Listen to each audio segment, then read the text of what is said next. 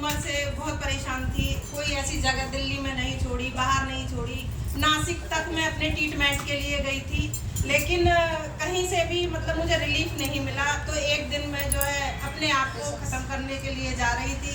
मेरे हस्बैंड भी परेशान हो चुके थे कि 1 साल हो गया और ये ठीक नहीं हो रही है, तो इससे अच्छा है तुम्हारा दर्द हमसे देखा नहीं जाता और तुम ख़त्म हो जाओ तो हम कम से कम आराम से सो सकते हैं। मतलब सोने नहीं देती और ड्यूटी पर जाए तो फिर घर पे आए तो मतलब कोई काम नहीं हो पाता है, परेशानी से बहुत ग्रसित हो और इससे तो अच्छा है मौत ही आ जाए तो अच्छी बात है। हम एक दिन निकले, बाहर जा रहे थे घूमने के लिए। मैंने सोचा कि चला तो जाता नहीं है, तो आज मैं घर में ही सुसाइड कर ली थी। बिजली का तार पकड़ा मैंने और उस दिन 8 घंटे तक लाइट डेयरी फार्म में नहीं आई थी। वो दिन मुझे याद है। फिर ऐसे ही 1 महीना मेरा बीत गया, वो दिन भी निकल गया कि आज शायद मेरी मौत नहीं थी। दूसरा दिन आता है 1 महीने बाद, जब फिर से मेरे पति बोलते हैं, परिवार वाले ने सबने साथ छोड़ दिया, यहाँ तक कि माँ बाप भी साथ नहीं देते हैं। इस घड़ी पर कोई अपना साथी नहीं होता है। दूसरी बार मैंने जो है फांसी लगाने की कोशिश करी कि मैं आज सुसाइड ऐसे करके करूँगी तो कम से कम किसी को ना पता चलेगा। और बच्चे स्कूल चले जाते थे, 2 बच्चे थे मेरे पास उस समय पे, तीसरा हो गया था, 3 महीने का था। तो उस पीरियड में मैंने जैसे ही फंदा लगा रही थी वैसे ही मेरे भाई आ जाते हैं, दिल्ली पुलिस में है वो आ जाते हैं। वो आकर के पहली बार मेरी भाभी आती हैं तो वो गेट दोनों जने बजाने लगते हैं। मैंने जल्दी से ही फंदा खोला और मैं बैठी कि क्या कर रही थी। मैंने कुछ नहीं कि देर कैसे हो गई। मैंने ऐसी तबीयत खराब थी तो मैं उठने में देर हो गई। ऐसे करके दूसरी बार भी चांस मेरा मतलब नहीं हो पाया कि मैं सुसाइड कर पाती। फिर 1-2 महीने मेरे 3 महीने निकल गए। तीसरी बार ऐसी मतलब परेशानी फिर मुझे ज़्यादा होने लगी। दवाइयों से कोई भी मेरे को असर नहीं होता था, दर्द इतना होता था बस सहन नहीं कर पाती थी। तीसरी बार जब मैं सुसाइड के लिए निकली तो मैंने कहा आज मैं ट्रेन से ही कटूंगी, चाहे कुछ भी हो जाए, मुझे आज नहीं बचना है। तो मैं तीसरी बार ट्रेन के लिए जा रही थी। 10 रुपये घर में से लिए, सारे सब कुछ निकाल के रख गई थी मैं।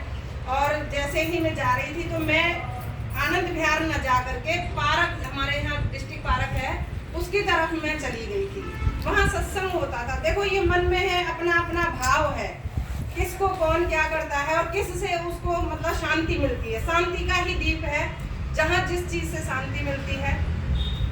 मैं पार्क की तरफ मुड़ गई और वहाँ जा करके मैंने देखा तो वहाँ वंदना हो रही थी।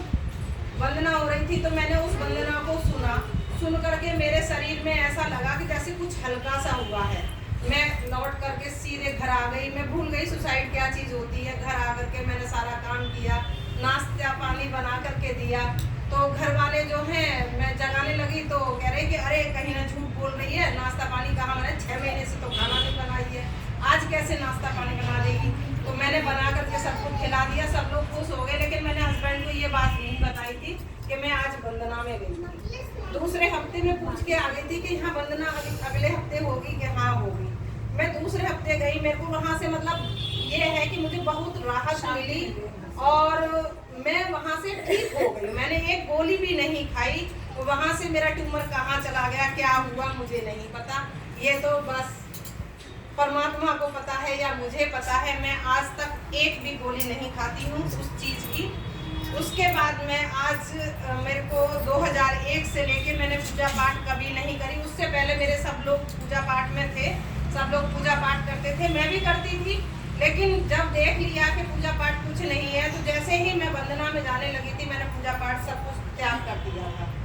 आज जब मुझे पता चला कि इस चीज़ से ही हमारी जीवनी है और इससे ही सब कुछ हमें मिला हुआ है और कुछ भी नहीं होता, ये एक मन का ही भाव होता है कि इस चीज़ से हमें तसल्ली है पूजा पाठ से या कोई सत्संग में जाने से। लेकिन तसल्ली सिर्फ अपने मन में ही होती है। जब तक हम अपने मन को स्थिर नहीं करेंगे तो कुछ चीज़ हमारे अंदर प्रवेश नहीं कर सकती। जय भीम।